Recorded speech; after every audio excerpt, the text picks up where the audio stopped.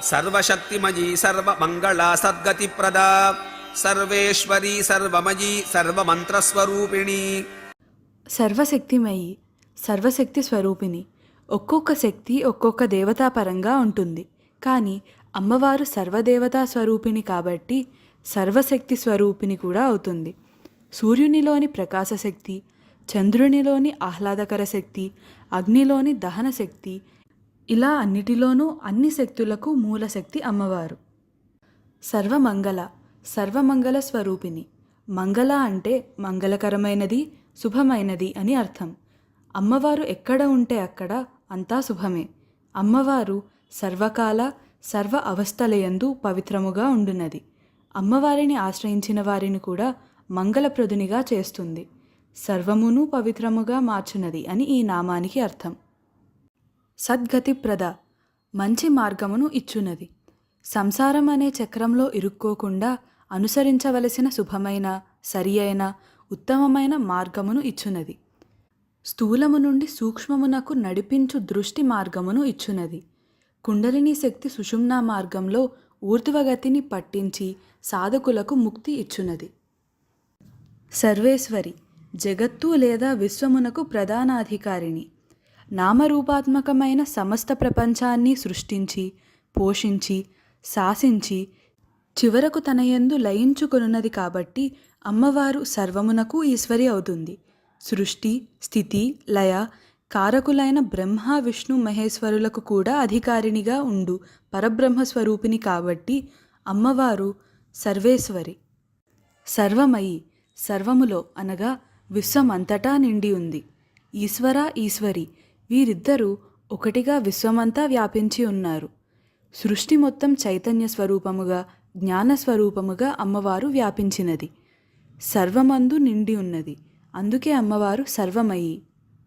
సర్వమంత్ర స్వరూపిణి, అన్ని మంత్రములను తన స్వరూపముగా గలది. మననము చేసే కొద్దీ రక్షించేదాన్ని మంత్రము అంటారు.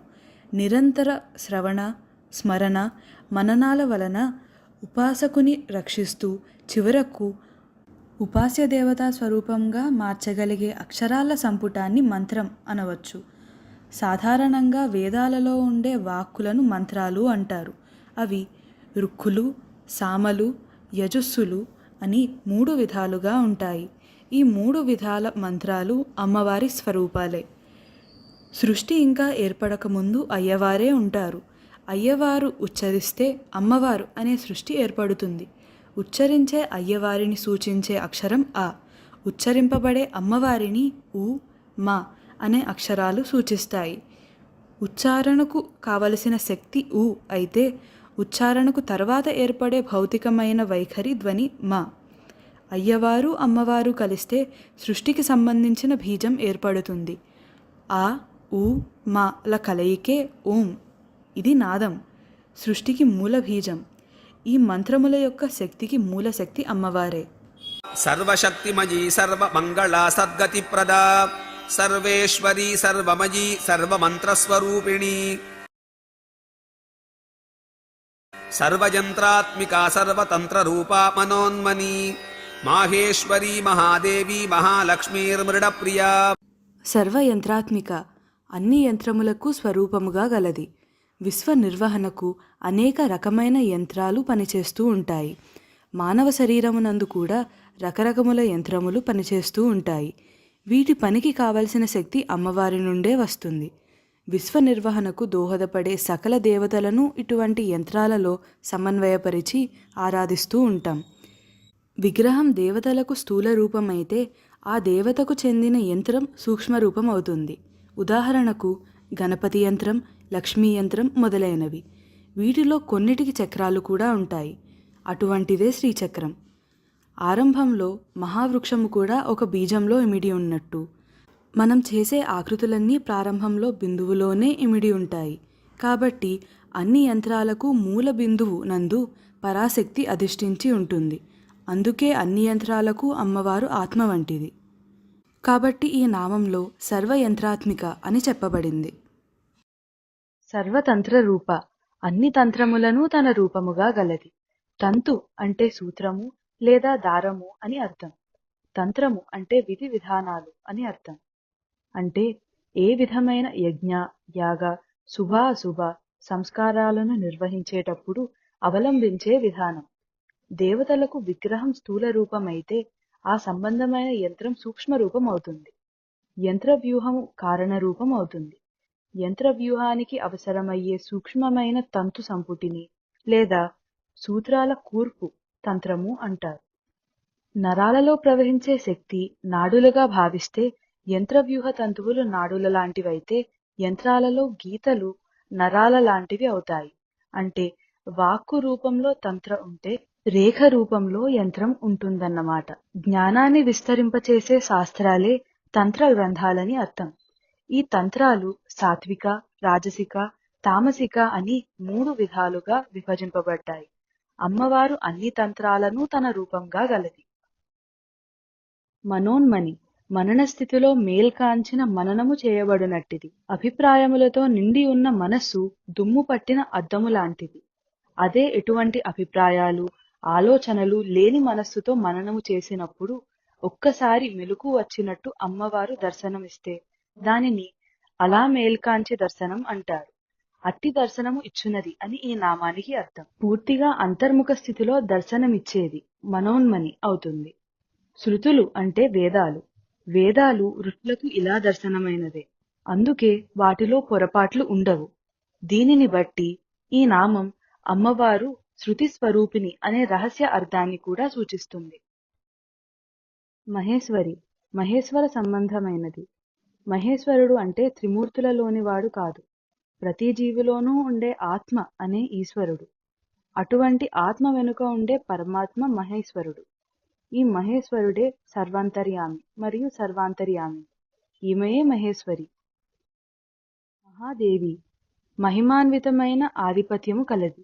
ఎక్కడ ఏ విధమైన గొప్పతనం, వైభవం ఉన్నా అది అమ్మవారికి సంబంధించినది అని ఈ నామానికి ఒక అర్థం. గండకీ నదీ తీరమునందు ఉన్న చక్రతీర్థమునకు అధిష్టాన దేవత. మహాలక్ష్మి గొప్పవైన లక్ష్ములు గలది.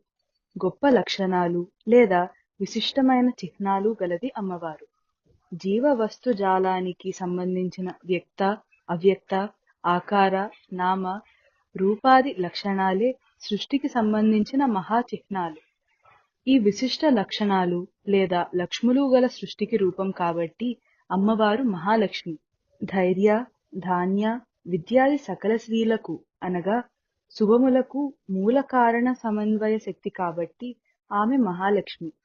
కొల్హాపుర క్షేత్ర అధిష్టాన దేవత పేరు మహాలక్ష్మియే. మృడప్రియ శివుని ప్రియురాలు. సృష్టి స్థితి లయలకు అతీతంగా సాక్షిగా ఉండువాడిని మృడు అంటారు, అనగా శివుడు. శివునికి ప్రియమైనది అని ఈ నామానికి అర్థం. సర్వయంత్రాత్మికా సర్వతంత్ర రూపా మనోన్మని మాహేశ్వరీ మహాదేవి మహాలక్ష్మీర్మృడప్రియా